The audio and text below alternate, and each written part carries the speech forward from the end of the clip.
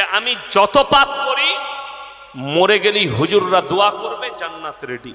তোর হুজুর মার খাবে, তুইও খাবি, তুই রেডি থাক। চলুন, আমার মতো 100টা হুজুর ধরা পড়বে কিয়ামতের দিন। আমি চ্যালেঞ্জ দিয়ে বললাম 100টা হুজুর আমার মতো ধরা পড়বে। কেন?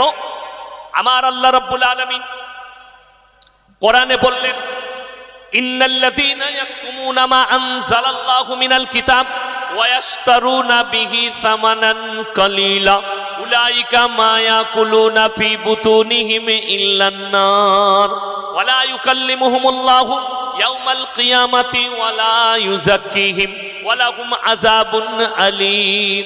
হে আমার বিশ্বনবী, পৃথিবীর মানুষকে বলে দাও, তোমাদের মধ্যে এমন কিছু হুজুর থাকবে, আলেম থাকবে, যারা নিজেদের পেট চালাবার জন্য আমার কথাকে, আমার কোরআনের আয়াতকে লুকিয়ে দেয়, হককে লুকিয়ে দেয়। তারা নিজেদের পেটেতে আগুন ছাড়া আর কিছু ভরে না।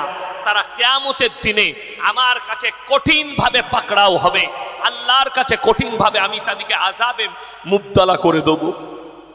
যদি মনে মনে হয় আরে হুজুর আপনারা তো জান্নাতি লোক, আরে আমরা অনেক দূরের কথা। সূরা আরাফ প্রথম পৃষ্ঠা 8 পারা, কোরআনের তাফসীর খুলে যার বাড়িতে মানে কোরআন আছে, যার মোবাইলে মানে কোরআন আছে, খুলেন সূরা আরাফ প্রথম পৃষ্ঠা। ফালানাস আলান্নাল্লাযীনা উরসিলা ইলাইহিম ওয়ালানাস আলান্নাল মুরসালিন। হে আমার নবী, কিয়ামতের দিনে বলে দাও তোমার উম্মত উম্মতিকে, আমি নবী পয়গম্বর রাসূলকেও দাঁড় করাবো, তার উম্মত উম্মতিকেও দাঁড় করিয়ে দেবো। এদেরকেও সওয়াল হবে তোমরা দাওয়াত কিভাবে দিয়েছো, আর আপনাদেরকেও সওয়াল করা হবে তুমি কিভাবে কবুল করেছো। উভয়কে জিজ্ঞাসাবাদ করা হবে। আজকে আমাদের সমাজের অবস্থা, 4 বোতল মদ খেয়ে মারা গেছে হাইওয়ের ওপরে, বলে চিন্তা নেই হুজুর আসবে মিলাদ পড়াবে, জান্নাত রেডি। কোন হুজুরের দোয়া শুনেছেন?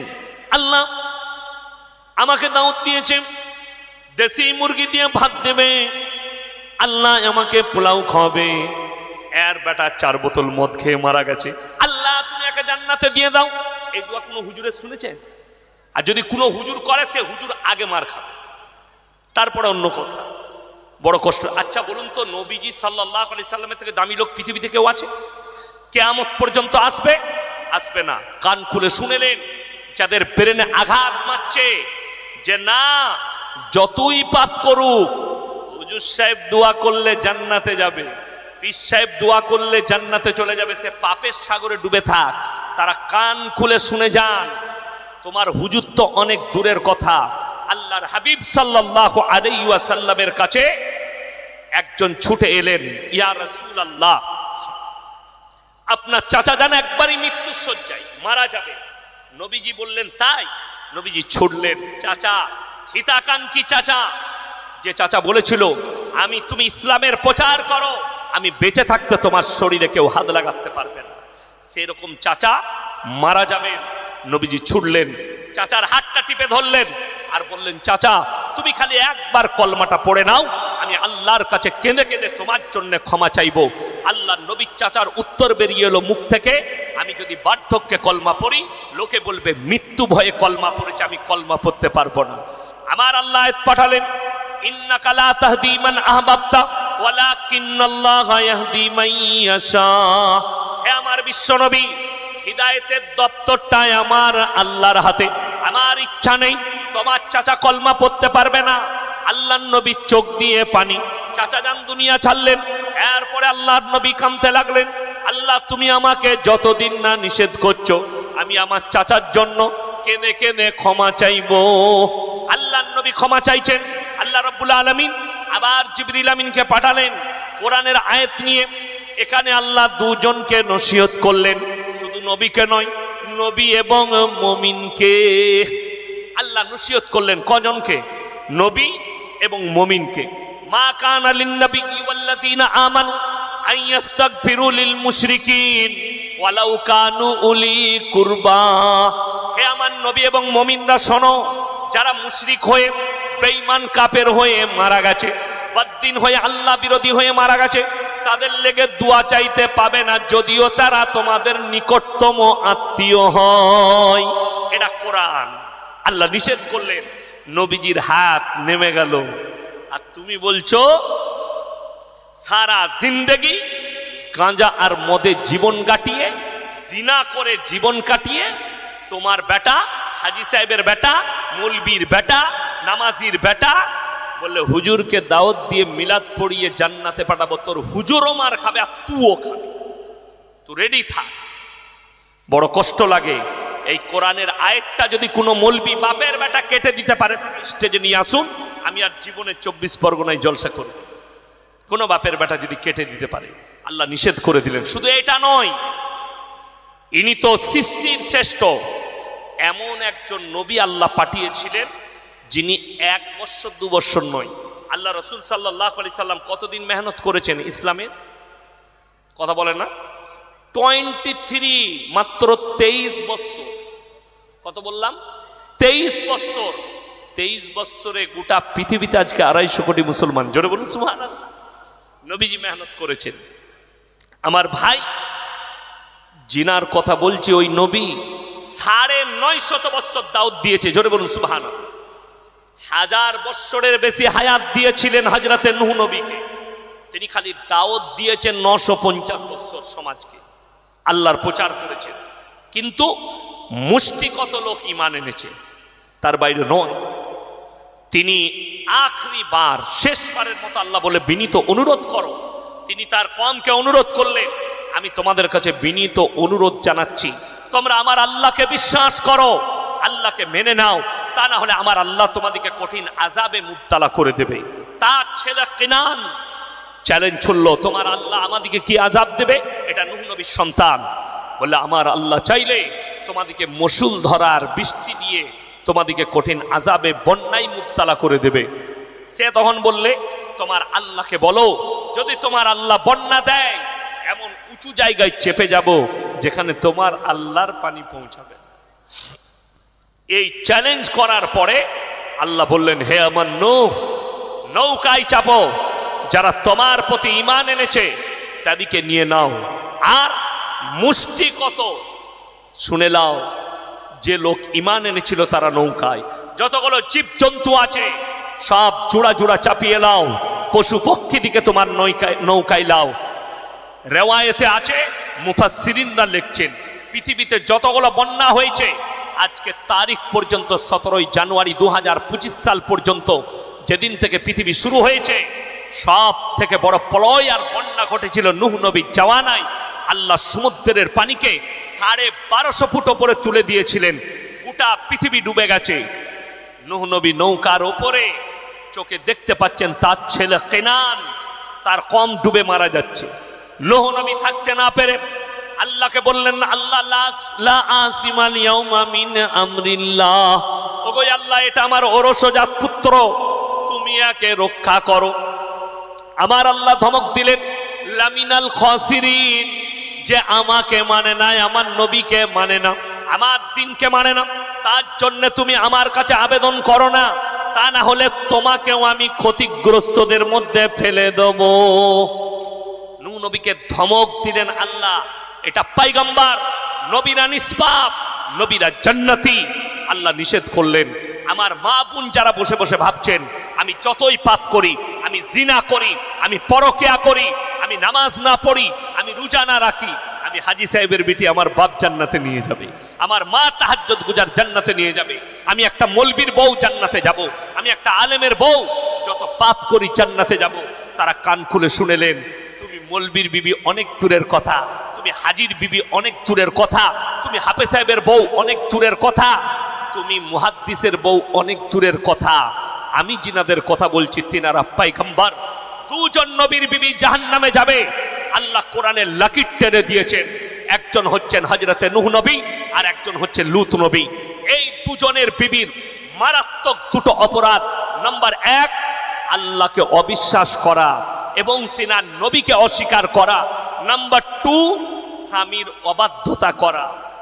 আমাদের মধ্যে মায়েরা শুনবেন, এক শ্রেণীর মহিলারা শুধু জাহান্নামে যাবে একটাই কারণ, কি?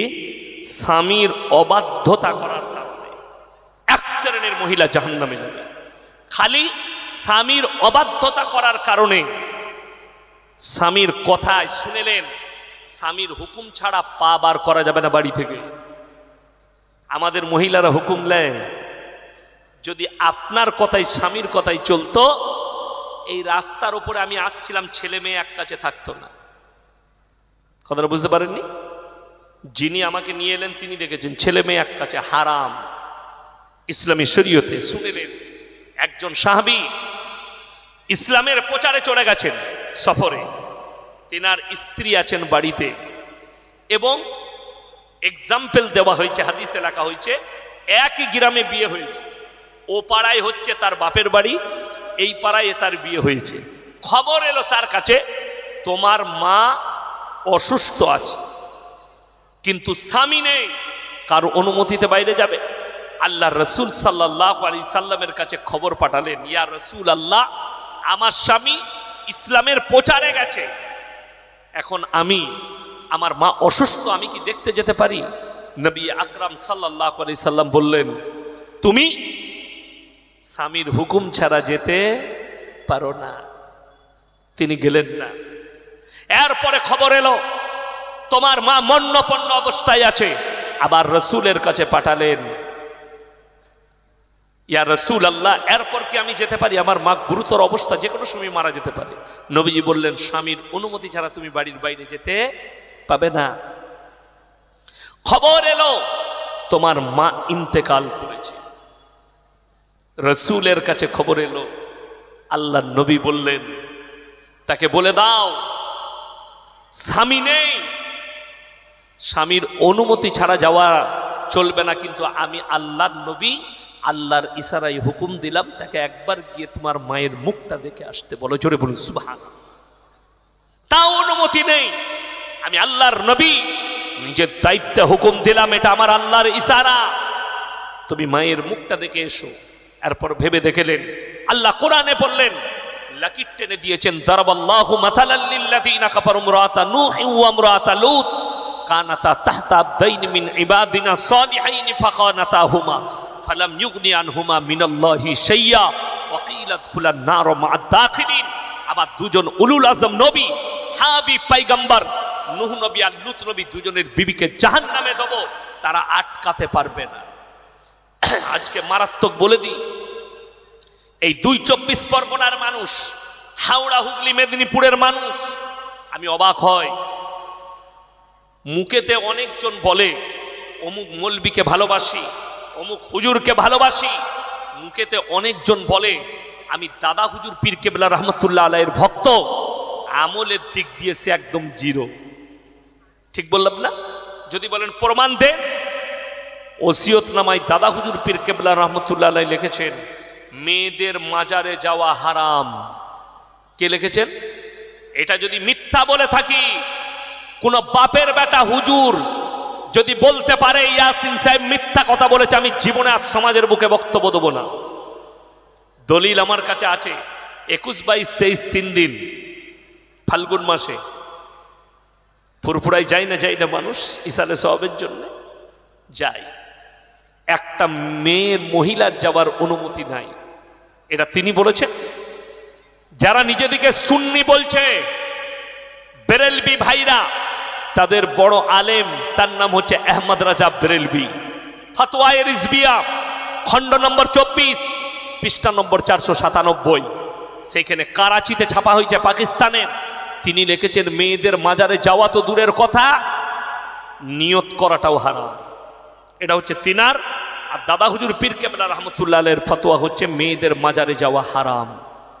দুজনার ফতোয়া শোনালাম। এখন চলুন, এই ২৪ পরগনা হাওড়া হুগলি মেদিনীপুরের লোক বাস ভাড়া করে নিজের বউকে নিয়ে খাজা মঈনুদ্দিন চিশতি রহমতুল্লাহ আলাইহির মাজারে যাচ্ছে দিল্লিতে, আজমিরে গিয়ে সেখানে বউ আর সে দুজনা মিলে সিজদা দিয়ে আসছে। তোমার থেকে বড় দাদা হুজুরের বড় দুশ্মন কেউ নেই। অবশ্যই আপনি কবর জিয়ারত করতে পারেন, আল্লাহর ওলিদের কবর জিয়ারত করুন, আলেমের কবর জিয়ারত করুন, বাপের কবর জিয়ারত করুন, বাপের জন্য দোয়া করুন, কিন্তু মাথায় রাখবেন মাজারে সিজদা দেওয়া হারাম। আল্লাহ ছাড়া ভালো মন্দের মালিক কেউ নাই, ঠিক কিনা? আজকে জানেন কত বড় দুঃখের বিষয়, এই স্টেজগুলো আজকে অনেক মূর্খরা দখল করছে, যাদের কাছে ইলম কালাম নাই, মুখস্থ বক্তা তারা, মোবাইলে মৌলবি পাস করেছে। আপনাদের উত্তর 24 পরগনার একটা ছেলে, আমার থেকে অনেক জুনিয়র, আমি তাকে চিনেও না ভালো করে, হুগলি ডিস্ট্রিক্টে জলসা করতে গেছে, ওই ডানকুনি পেরিয়ে ওদিকে। তো আমি মসজিদে শুয়েছিলাম, আমি উজু টুজু করে যাচ্ছি, তো তখন দেখলাম বায়ান চলছে। কার? বড় পীর আব্দুল কাদের জিলানী রহমতুল্লাহ আলাইহি। এমন একটা বক্তব্য দিলে যার দ্বারা ঈমান চলে গেছে, কুফরি করে ফেলেছে, আল্লাহ বিরোধী, রসুল বিরোধী, কোরআন বিরোধী। আর সমাজ কি বলছে? সুবহানাল্লাহ। বুঝলি কি? বুঝে না কিচ্ছু। দিন থাকলে তো বুঝবে, আপনার সম্পর্ক কোরআনের সাথে থাকলে তো বুঝবেন। আজকে বড় কষ্ট লাগে সমাজের বুকে, একটা লোকের বাড়িতে খেটে খায়, লোকের দোকানে, লোকের বাড়িতে কাজ করে, কিন্তু হারামখোর লোন নিয়ে হোক, ধার নিয়ে হোক, সুদের ওপরে টাকা নিয়ে হোক, একটা 20,000 টাকার মোবাইল কিনেছে বাড়িতে, কিন্তু জিজ্ঞেস করুন তার বাড়িতে একটা কোরআন না, বাংলা মানে কোরআন নাই, তার বাড়িতে একটা বড় আলেমের লেখা তারবিয়তের বই নেই, তার বাড়িতে একটা ভালো হাদিসের কিতাব নেই, যেটার দ্বারা আপনি ইলম হাসিল করবেন, যেটার দ্বারা আপনি হারাম হালাল বুঝবেন। যদি আপনার বাড়িতে মানে কোরআন রাখেন, ওই জলসার স্টেজে কোনো মানুষের কাছে যদি দিন থাকতো, আর সে যদি বাংলা মানে কোরআন কোনোদিন পড়ে থাকতো, ওই বক্তার কলার ধরে স্টেজ থেকে নামাতো। সুবহানাল্লাহ বলছে। আমি গেলাম, বসো। কেন হুজুর? আমি তো বস আগে, তারপরে কথা হবে। 2-4 জন ইউটিউবার ছিল, আমরা সব বন্ধ করো। কেন? কেউ অপমান করে প্রচার করা যাবে না। আমি তাকে অপমান করার জন্য নয়, সে ঈমান হারিয়ে ফেলেছে, তাকে ঈমান আনার জন্যে আমি ক্যামেরা বন্ধ করলাম। আর শুনেলেন একটা কথা, কোরআনে আল্লাহ যেটা নিজের জন্য প্রযোজ্য করেছেন, কোন নবী পয়গম্বর রাসূলের জন্য প্রযোজ্য করেনি, সেটা বড় পীরের নামে ফিট করা হচ্ছে। অনেক মূর্খ বক্তা। বাবাজিরা, মায়েরা, বোনেরা, বড় পীর কেমন পীর ছিলেন? গোটা পৃথিবীর সমুদ্রের পানিগুলো যদি কালি করে দেওয়া হয়, আর যত গাছ আছে পৃথিবীতে সব যদি কলম করে দেওয়া হয়, আর বড় পীরের তারিফ লিখতে পৃথিবীর মানুষ শুরু করে, তাহলে বড় পীরের তারিফ লিখে শেষ করতে পারবে না। সবাই বলে সুবহানাল্লাহ, নাউজুবিল্লাহ বলে। এটা কোরআন বিরোধী কথা। যদি বলেন কোথায় আছে?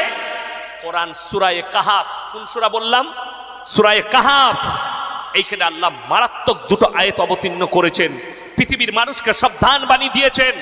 দুটো আয়াতের দ্বারা, একটা নবীর জন্যে, একটা আল্লাহ নিজের জন্যে। পৃথিবীর একটাও মানুষ নিজের প্রশংসা করার যোগ্যতা রাখে না। আল্লাহ এখানে নিজের প্রশংসা করলেন। জোরে বলুন সুবহানাল্লাহ। কি বলে? কুল্লাউ কানাল বাহরু মিদাদাল লিকালিমাতি রাব্বি লানাফিদাল বাহরু ক্বাবলা আন তানফাদা কালিমাতু রাব্বি ওয়ালাউ জিনা বিমিসলিহি মাদাদা। হে আমার নবী, পৃথিবীর মানুষকে বলো, যতগুলো সমুদ্র আছে সব পানিগুলো যদি কালি করে দেওয়া হয়, আর পৃথিবীর মানুষ আল্লাহর প্রশংসা লিখতে যদি শুরু করে, সব পানি শেষ হবে, আবার আমি অতটাই পানি দেবো, অতটাই কালি হবে। আবার যদি লিখতে শুরু করে, কিয়ামত পর্যন্ত আল্লাহর প্রশংসা লিখে শেষ করা যাবে না। জোরে একবার বলুন সুবহানাল্লাহ। এটা আল্লাহ কার জন্য বললেন? নিজের জন্য। আর ফিট করছে মূর্খ কার নামে? বড় পীর আব্দুল কাদের জিলানী রহমতুল্লাহ আলাইহির নামে। আজকের যুগে শুধু এটা নয়, আরো একটা হাদিস বিরোধী কথা বলেছে, কোরআন বিরোধী। বাবাজিরা, বড় পীর আব্দুল কাদের জিলানী রহমতুল্লাহ আলাইহি খানা খেতে বসেছেন, দেশি মুরগি দিয়ে বাবা খানা খাচ্ছেন, আর হাড্ডিগুলো একদিকে রাখছেন দস্তরখানে। বড় পীর আব্দুল কাদের জিলানী মুরগির হাড্ডিগুলো রাখছেন। তেনার একজন মুরিদ বললে, বাবা এই হাড্ডিগুলো আপনি একদিকে কেন রাখছেন? বড় পীর বললে, বাবা আমি যে মুরগিটা খাচ্ছি, এই মুরগিটাকে আবার পুনরায় জীবিত করার ক্ষমতা রাখি, যা বুঝে করব। তাকে বললাম, কোথায় পেলি? বলে, হুজুর শুনেছি। আমরা তুই শোনা বক্তা, পড়া বক্তা হলেই বায়ান করতিস না। আমি চ্যালেঞ্জ ছুড়ে গেলাম, এই দক্ষিণ 24 পরগনায় কুলতলি থানায় যতগুলো মোল্লা মুহাদ্দিস মুকাররির আছে, চ্যালেঞ্জ ছুড়ে বললাম, একটা হাদিস, জয়ীফ হাদিস যদি আমাকে বার করে দেখাতে পারে, আল্লাহ রসুল সাল্লাল্লাহু আলাইহি সাল্লাম দুম্বার মাংস খেয়েছেন, দুম্বাকে জীবিত করেছেন। আল্লাহ রসুল সাল্লাল্লাহু আলাইহি সাল্লাম বকরির মাংস খেয়েছেন, বকরিকে জীবিত করেছেন। বড় পীরের পাওয়ার বেশি না আল্লাহর নবী? কথা বলেন। আল্লাহর নবীর পায়ের ধুলোর যোগ্য হতে পারবে না, ঠিক কিনা? কথা বলেন। শুধু আল্লাহর নবী নয়, সাহাবীদের পায়ের ধুলোর যোগ্য নয় হযরতে বড় পীর আব্দুল কাদের জিলানী রাহমাতুল্লাহ আলাইহি। তুমি কার সঙ্গে কার তুলনা করছো? যে হাদিসে নবীজির জন্য যেটা প্রযোজ্য হয়নি, আল্লাহর জন্য বড় পীরের নামে ফিট করছো। আজকের দিনে যদি বড় পীর আব্দুল কাদের জিলানী রাহমাতুল্লাহ আলাইহি জীবিত থাকতো, এই হারামখোর দিকে কাফের ফতোয়া দিত। সমাজ থেকে মিথ্যা। আজকে অনেক অমুসলিম ভাই আপনার ধর্মকে টোল করছে, টোল করা হচ্ছে।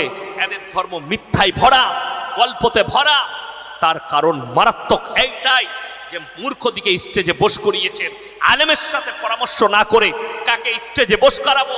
যাকে দাওয়াত দিচ্ছি তার মাদ্রাসায় পড়ার যোগ্যতা কতটা আছে, তার মধ্যে ইলম আছে কিনা, না সে বাপ দাদর গল্প পড়ে স্টেজটাকে শেষ করবে, না না জীবনের।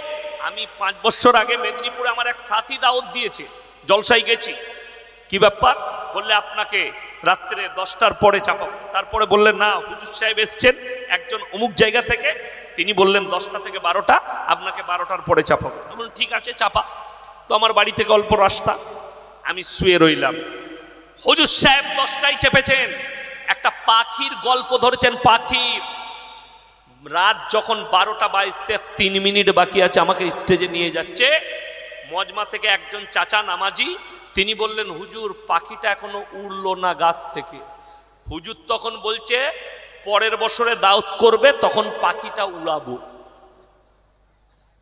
কম কি পাবে এদের কাছ থেকে বলুন? নামাজের কথা নেই, রোজার কথা নেই। আজকে আমাদের সমাজের মারামারি একটা ফরজ ইবাদত নিয়ে নয়, যতগুলো মারামারি হচ্ছে স্টেজ থেকে, ফেসবুক থেকে মৌলবীদের, এদের মারামারি হচ্ছে শুধু নফল ইবাদত নিয়ে, যেগুলোর ইসলামে অতটা গুরুত্ব নেয়। যেটা গুরুত্ব ইমানদারির সঙ্গে বলুন তো, 5 ওয়াক্ত নামাজ পড়া ফরজ না ফরজ নয়? কথা বলেন। ফরজ। কোনো ব্যক্তি যদি নিজে থেকে ফরজ নামাজ ছাড়ে, সে গুনাহে কাবিরা করলো না করলো না? করলো। কোনো ব্যক্তি যদি শবে বরাতের রোজা না রাখে, গুনাহগার। কথা বলেন। কি বলছো? গুনাহ হবে? কোনো গুনাহ নেই কেউ যদি শবে বরাতের রোজা না রাখে। কিন্তু কেউ যদি নিজে থেকে ইচ্ছাকৃতভাবে রমজানের একটা ফরজ রোজা ছেড়ে দেয়, হাদিসে আছে সারা জিন্দেগি রোজা রাখলে একটা রোজার মাসুল দিতে পারবে। অথচ আমাদের দেশে মসজিদে শবে বরাতের রোজার এলান হয়, কিন্তু ফরজ রোজার এলান হয় না যে ভাই আজকে পহেলা রমজান, সবাই রোজা রাখবেন। ইচ্ছাকৃতভাবে কেউ যদি একটা রোজা ছেড়ে দাও, হে মা, হে বোন, হে ভাই, তাহলে কিন্তু সারা জিন্দগি রোজা রাখলে মসুল দিতে পারবে না। এই এলান হয় কোনো মসজিদে? হয় না। অথচ এরা মারামারি করে কি নিয়ে? নফল নিয়ে, নফল ইবাদত নিয়ে মারামারি। ভেবে দেখুন আমাদের দেশের লোক, এই কুলতলি থানায় এই মৌলবীরা যদি সমীক্ষা করে, 100 জনের মধ্যে 80টা বেনামাজি। ঠিক বললাম না ভুল বললাম? 80টা বেনামাজি। অথচ রসুলের হাদিস, যার নামাজ নাই তার মধ্যে ইসলাম নেই। আপনি কি করবেন ওটা আপনার ব্যক্তিগত ব্যাপার। আমি হাদিস বলে গেলাম। শুধু এটাই নয়, অনেক ব্যক্তি বেনামাজি, রোজা রাখে না, নামাজ পড়ে না, অথচ তারা মনে মনে ভাবে, চায়ের দোকানে ফুটানি করে, নামাজ না পড়তে পারি, পাড়ার ভালো লোক আমি আছি। এরকম লোক আছে না? না, গাদা। নামাজ না পড়তে পারি, আমি ভালো লোক। তাদের জন্য শুনেলেন কোরআনে আল্লাহ মারাত্মক নসিহত করেছেন। যে মেয়েরা ভাবছেন আমি নামাজ পড়ি না কিন্তু আমি ভালো মেয়ে, আমি রোজা রাখি না কিন্তু আমি ভালো, স্বভাব চরিত্রের চারিদিক দিয়ে ভালো, তারা কান খুলে শুনেলেন সেই পুরুষ, সেই নারীরা কিয়ামতের দিনে একদল জান্নাতে যাবে আর একদল জাহান্নামে। সেই জান্নাতি দলের ব্যক্তিরা তারা দাঁড় করাবে কি বলে? ফি জান্নাতি ইয়াতাসাআলুনা আনিল মুজরিমিনা মা সালাকাকুম ফি সাকার। এ ভাই দাঁড়াও দাঁড়াও দাঁড়াও, তোমরা কেন জাহান্নামে যাচ্ছ? তারা উত্তর দেবে, 1 নম্বর উত্তর তাদের হবে মারাত্মক। ক্বালু লাম নাকু মিনাল মুসাল্লি, আমরা নামাজি মুসল্লিদের মধ্যে ছিলাম না। এটা 1 নম্বর, আমরা নামাজি মুসল্লি ছিলাম না, আল্লাহ তাই আমাদেরকে জাহান্নামে পাঠিয়েছে। কত মারাত্মক কথা। আর আপনি বলছেন আমি নামাজ পড়ি না, ভালো লোক। তাদেরকে বলা হবে তোমরা তো ভদ্রলোক বলতে নিজেকে, ভালো লোক বলতে, আজকে কেন জাহান্নামে যাচ্ছ?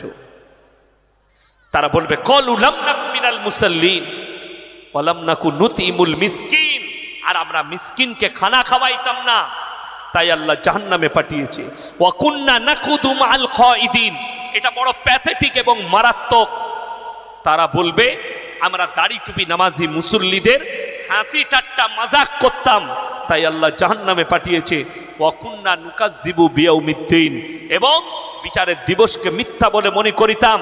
হে আমার ভাই, হে আমার বন্ধুগণ, হে আমার মা বোন, তোমার এই দুনিয়ার জীবন সম্পর্কে আল্লাহ সাবধান করেছেন। ওয়ামাল হায়াতুদ দুনিয়া ইল্লা মাতাউল গুরুর, এই দুনিয়া তোমাদের জন্য সম্পূর্ণ ধোঁকা। আপনি ধোঁকায় পড়ে আছেন। আপনাকে তিনটে প্ল্যাটফর্ম আপনার কাছে এখনো বাকি আছে। নাম্বার 1, মৃত্যুর পরে কবরের প্ল্যাটফর্ম। এই কবরটা মারাত্মক জায়গা, যেখানে আপনাকে পার করাতে হবে কিয়ামতের সকাল পর্যন্ত। আল্লাহ যতদিন না দাঁড় করাচ্ছেন, তুমি মাটির তলে থাকবে, ওই আলামে বারজাক কবরের জিন্দেগিটা থাকবে। এটা 1 নম্বর প্ল্যাটফর্ম। মৃত্যুর পরে এই প্ল্যাটফর্ম আসবে। নাম্বার 2, কিয়ামতের ময়দান, যেখানে আল্লাহ হিসেব নেবেন। আর কিয়ামতের ময়দানটা আপনার মগরাহাট হবে না, মগরাহাট ইস্তেমা ময়দান হবে না, কলকাতার কোনো ময়দান স্টেডিয়াম হবে না। আল্লাহ তাআলা কিয়ামতের ময়দান যেটাকে করবে সেটা হচ্ছে ফিলিস্তিন। ফিলিস্তিনের ময়দানটাই হবে কিয়ামতের ময়দান। গোটা পৃথিবীর মানুষকে আল্লাহ জড়ো করবেন ওই ফিলিস্তিনের ময়দানে। ওই জায়গাতেই মানুষকে জড়ো করা হবে। আল্লাহ হিসেব নেবেন। কবর থেকে তুলে একটা আগুনের ঝোঁকা আসবে, সেই আগুনের ঝোঁকাটা ঠেলে নিয়ে গিয়ে সকলকে দাঁড় করিয়ে দেবে কোথায়? ফিলিস্তিনের ময়দানে। ওই ফিলিস্তিনের ময়দানটাই হবে কিয়ামতের ময়দান। ওখানেই হিসেব হবে।